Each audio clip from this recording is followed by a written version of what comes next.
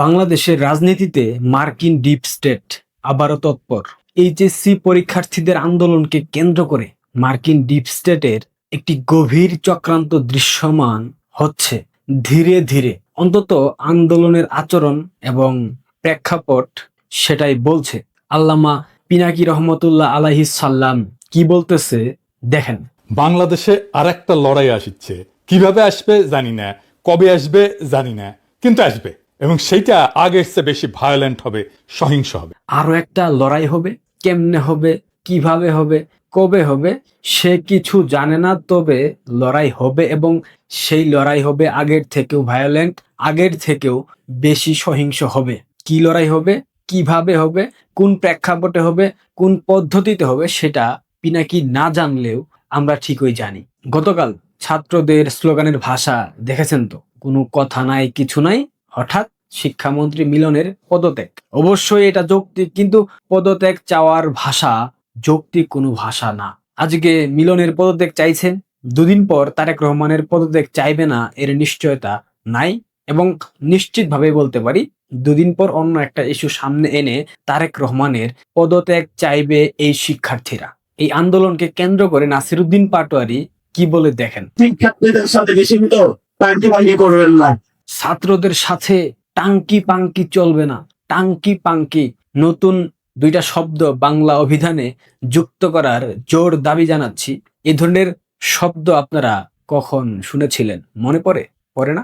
হাসনাত আব্দুল্লাহর একটা বক্তব্য দেখেন। শিক্ষামন্ত্রী, আপনি যাদেরকে ফার্মের মুরগি বলছেন, এই ফার্মের মুরগিরা রাস্তায় এসেছে বলে আজকে শিক্ষামন্ত্রী হয়েছেন। এই ফার্মের মুরগিরা রাস্তায় নেমে এসেছে বলেই শিলং থেকে এসে সংবিধান বিশেষজ্ঞ হয়েছে। দেখেন কিভাবে আন্দোলনে উস্কানি দিচ্ছে। এই যে উস্কানির ভাষা, এই যে আন্দোলনের ভাষা, শিক্ষার্থীদের স্লোগান, এগুলা কখন দেখেছিলেন আপনারা? সবশেষ 2024-এর জুলাই মাসে, এবং সেই পরিণতি হয় 2024 সালের 5 আগস্ট। একই প্রেক্ষাপটের দিকে আগাচ্ছে শিক্ষার্থীদের এই আন্দোলন। অনেকেই বলবেন আমাদের তো খুশি হওয়া উচিত, আমার খুশি হওয়া উচিত, শিক্ষার্থীরা তারেক রহমানের পদত্যাগ চাইবে, তাই না? খুশি অবশ্যই হতাম যদি এটা সত্যিকার অর্থে ছাত্রদের আন্দোলন হতো। এটা তো সত্যিকার অর্থে ছাত্রদের আন্দোলন না। এটা ওই 2024-এর আন্দোলনের মতো জামায়াত শিবিরের আন্দোলন, যেমনটা 2024-এর জুলাইয়ে সমন্বয়করা লুঙ্গির নিচে থেকে হাসনাত, নাহিদ, সার্জিসরা, আসিফ মাহমুদ, সজীব ভুইয়ারা আন্দোলন চালিয়েছিল, সফল করেছিল। ঠিক একইভাবে শিক্ষার্থী নামধারী এই জামাত শিবিরের গুপ্তদেরকে দিয়ে আবারও এই শিক্ষার্থী আন্দোলন শুরু করা হয়েছে। জামাত এবং এনসিপি কে ব্যবহার করে মার্কিনীদের বহুল আলোচিত -2 ফর্মুলা বাস্তবায়নের আনুষ্ঠানিকভাবে শুরু হয়েছে এই শিক্ষার্থীদের আন্দোলনের মধ্য দিয়ে। অনেকেই ভিন্নভাবে ব্যাখ্যা করার চেষ্টা করবেন, বাট সত্য এটাই। গোয়েন্দা তথ্য অনুযায়ী গত সপ্তাহে মার্কিন গোয়েন্দা সংস্থার 2জন প্রতিনিধি বাংলাদেশে প্রবেশ করেছে। পরিস্থিতি বিবেচনায় আমি তাদের তথ্য সম্পূর্ণরূপে এই মুহূর্তে প্রকাশ করছি না, কারণ বাধ্যবাধকতা আছে।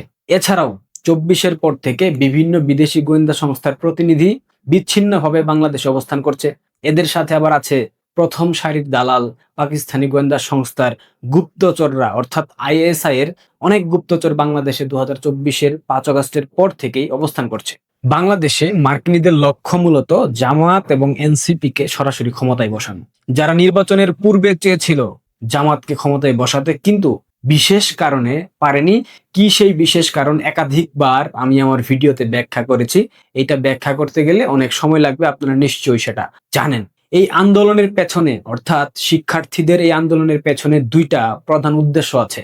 উদ্দেশ্য নাম্বার 1, মার্কিন যুক্তরাষ্ট্র তাদের চলমান এবং ভবিষ্যৎ যে প্রকল্পগুলা বাংলাদেশে আছে তাদের, এগুলা সফল করার ক্ষেত্রে বিএনপির উপর পূর্ণ আস্থা রাখতে পারছে না। বিএনপি নানামুখী গড়িমসি করার কারণে জামায়াত এবং এনসিপি সেই সব চটকদার ভাবে ডিপ স্টেটের কাছে তুলে ধরছে। আর সে কারণেই ডিপ স্টেট এখন আর রিস্ক নেবে না, বিএনপিকে তারা ভরসা করতে পারছে না। ডিপ স্টেট এই মুহূর্তে চাচ্ছে জামাত এবং এনসিপি কে দিয়ে সরাসরি সরকার গঠন করবে এবং তাদের যে এজেন্ডাগুলো বাংলাদেশে আছে সেগুলা দ্রুত বাস্তবায়ন করতে, যাতে এনসিপি এবং জামাত সর্বাত্মক কাজ করে, সেটাই তাদের মূলত উদ্দেশ্য 1। সবচেয়ে ভয়ঙ্কর বিষয় কি জানেন? মার্কিনীদের এই প্রত্যেকটা প্রজেক্ট সফল করতে জামায়াত এবং এনসিপি কে সর্বাত্মক সহায়তা এবং পূর্ণ সমর্থন দেবে বাংলাদেশের জলপাই বাহিনী, যার নাটের গুরু জনাব ওয়াকারুজ্জামান। উদ্দেশ্য নাম্বার 2, আওয়ামী লীগ এবং শেখ হাসিনার প্রত্যাবর্তন যে কোনোভাবে ঠেকানো। জামাত এনসিপির জন্য বঙ্গবন্ধু কন্যার প্রত্যাবর্তন জীবন মরণ প্রশ্ন, কারণ আওয়ামী লীগ আবার ক্ষমতায় ফিরে এলে নিশ্চিতভাবে রাষ্ট্রদ্রোহিতার অপরাধে এই জুলাই সন্ত্রাসীদেরকে বিচারের সম্মুখীন হতে হবে এবং এটার সর্বোচ্চ বিচার মৃত্যুদণ্ড। আর এইসব কিছু ঠেকাতে তারা দেশ জুড়ে নিজেদের শক্তির জানান দেবে। এটা খুব নর্মাল পলিটিক্যাল থিওরি। বর্তমান প্রেক্ষাপটে বিএনপির নেতৃত্বাধীন সরকারের পক্ষে আওয়ামী লীগকে ঠেকানো কিংবা শেখ হাসিনার দেশে ফেরা রোধ করা কোনোভাবেই সম্ভব না, কারণ বিএনপির সেই সাংগঠনিক শক্তি নাই। বঙ্গবন্ধু কন্যা শেখ হাসিনা দেশে ফেরার মুহূর্তে জামাত সামরিক বাহিনীকে অর্থাৎ জলপাইদেরকে সর্বোচ্চ ব্যবহার করতে চায়, কিন্তু সমস্যা হলো বিএনপির হাতে ক্ষমতা থাকায় তারা পূর্ণ ভরসা পাচ্ছে না। তাই তারা বিএনপিকে বেকায়দায় ফেলে দিয়ে ক্ষমতা নিজেদের নিয়ন্ত্রণে নিতে চাচ্ছে। মূলত বিগত 2024 সালের রাজনৈতিক পট পরিবর্তনে ডিপ স্টেট যে স্ট্রাকচার তৈরি করেছিল, এইটা তারও একটা টেস্ট, ফিল্ড টেস্ট বলতে পারেন। জামাত এনসিপির অনেক নেতা ইতিমধ্যে একাধিকবার বলেছে না, বিএনপিকে সরাতে তাদের দুদিনও লাগবে না। কেন বলেছে? কোন শক্তিমত্তার জায়গা থেকে বলেছে? বিএনপির থেকে জামাতের লোকবল বেশি, এনসিপির বেশি? কখনোই না। চলমান পরিস্থিতি অর্থাৎ বর্তমানের এই ছাত্র আন্দোলন মূলত সেই মিশনের ইঙ্গিত দিচ্ছে, যা সরাসরি মার্কিন ইন্টেলিজেন্স দ্বারা পরিচালিত হচ্ছে। তারেক রহমান তার সাম্প্রতিক মালয়েশিয়া এবং চীন সফর থেকে ইতিবাচক কিচ্ছু করতে পারেনি, কোনো কিছুই রাষ্ট্রের জন্য বয়ে আনতে পারেনি। চীন সফরে গিয়ে তারেক রহমান মার্কিন দূত হিসেবে ভূমিকা পালন করেছেন, কিন্তু করতে গিয়ে অতিরঞ্জিত হয়ে একটা ব্লান্ডার করে ফেলেছেন। তিনি সেখানে গিয়ে চীনকে প্রতিশ্রুতি দিয়ে এসেছেন চীনের 20টা যুদ্ধবিমান বাংলাদেশ কিনবে। চীন সফর থেকে তারেক রহমান একদিকে যেমন শূন্য হাতে ফিরেছেন, একইভাবে আমেরিকার স্বার্থ উদ্ধার হয়নি। তার উপর মরার উপর খাড়ার ঘা, তিনি চীনকে প্রতিশ্রুতি দিয়েছেন যুদ্ধবিমান কেনার, যেটা মার্কিনীদের হাতে লেগেছে। মার্কিনীদের ম্যান্ডেট নিয়ে তারেক রহমান ক্ষমতায় বসলো। ক্ষমতায় বসার পর প্রথম সফর হলো চীন সফর। চীন সফরে গিয়ে আবার চীনের সাথে অতিরিক্ত যোগাযোগ, অতিরিক্ত প্রেম প্রীতি, আবার যুদ্ধবিমান কেনার প্রতিশ্রুতি, এইটা মার্কিনীরা তাদের নিজেদের স্বার্থ বিরোধী মনে করছে এবং সেই জন্যেই নতুন চক্রান্ত বাংলাদেশে শুরু হয়ে গেছে। ঠিক এই কারণেই মার্কিন এজেন্ট হিসেবে পরিচিত বদিউল আলম মজুমদার এবং দেবপ্রিয় ভট্টাচার্য, তারা দেখবেন কয়েকদিন থেকে তারেক রহমানের বিরুদ্ধাচরণ করছে, তারেক রহমানের বিরুদ্ধে গলা উঁচু করে বিভিন্ন ধরনের কথা বলছে, যেটা তারেক রহমানের সরকার গঠন করার পর আমরা দেখি নাই। দেখেন, শেখ হাসিনা দেশে ফেরা মানেই দেশের চলমান সমীকরণ উলটপালট হয়ে যাবে।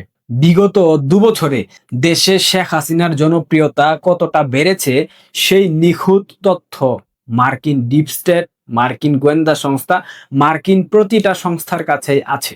তারা খুব ভালো করেই জানে শেখ হাসিনা দেশে ফিরে আসা মানেই ফের ক্ষমতায় যাওয়া। জনগণ ক্ষমতায় নিয়ে যাবে, আর সেটা হলে মার্কিনীদের সব পরিকল্পনা একেবারে রসাতলে যাবে, ভেস্তে যাবে। তাই মার্কিনীদের সর্বোচ্চ আশা ভরসার জায়গা এখন জামাত এবং এনসিপি। এদের দিয়ে সরকার গঠনের জন্য তারা একাধিক পরিকল্পনা হাতে নিয়েছে। এবারের পরিকল্পনা ফাইনাল ধাপ, যার প্রথম এবং ক্ষুদ্র রূপটি এখন এই শিক্ষার্থীদের মাধ্যমে মাঠে প্রয়োগ করা হচ্ছে। লক্ষ্য করেন, শেখ হাসিনার দেশে ফেরার সময় ঘোষণার পর মার্কিন ডিপ স্টেটের ডলার খেকো দেশি বিদেশি দালালরা সামাজিক যোগাযোগ মাধ্যমে তৎপর হয়ে উঠেছে না? শেখ হাসিনার ঘোষণার ঠিক 72 ঘন্টার মধ্যে দেশে একটা আন্দোলন শুরু হয়ে গেল। বন্যা, এইচএসসি পরীক্ষা পেছানো এবং পরীক্ষার্থীদের ফার্মের মুরগি বলার যেই ইস্যুটা গতকাল হয়েছিল, সেই ইস্যুটাকে কয়েক ঘন্টার ব্যবধানে মার্কিন ডিপ স্টেট ক্যাশ করে ফেলেছে।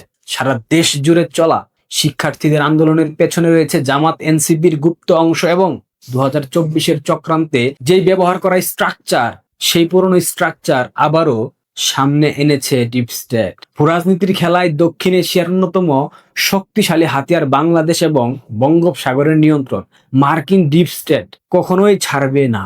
আর এই মিশনে তাদের দুই বিশ্বস্ত সহযোগী হলো বিএনপি এবং জামাত ও এনসিপি। তবে এক্ষেত্রে আমেরিকার চোখে তাদের বড় পুত্র বিএনপি কিছুটা মূর্খ বোকাচোদা, তাই আমেরিকার প্রথম পছন্দ এবং ভরসার জায়গা এখন ছোট্ট পুত্র জামাত এবং তাদের সৃষ্টি করা নাতিপুতিদের উপর, অর্থাৎ এনসিপির উপর। বিএনপিকে আগামী 72 ঘন্টার মধ্যে জামাত এবং জামাতের নিয়ন্ত্রণে থাকা সেনাবাহিনীর সেই অংশের সাথে বৈঠকে বসতে হবে এবং এই বিষয়টাকে নেগোশিয়েট করতে হবে। মার্কিনীদের স্বার্থ রক্ষার যে বিষয়টা, জামাত যা বলবে তাই বিএনপিকে মেনে নিতে হবে, এমনকি সেনাবাহিনীও সবকিছু মেনে নেওয়ার জন্য তারেক রহমানকে প্রচন্ড চাপ দেবে। বিএনপি জামাতের সাথে সমঝোতা করুক বা না করুক, আগামী 6 মাসের মধ্যে বিএনপি রাজনৈতিকভাবে দেউলিয়া হয়ে যাবে।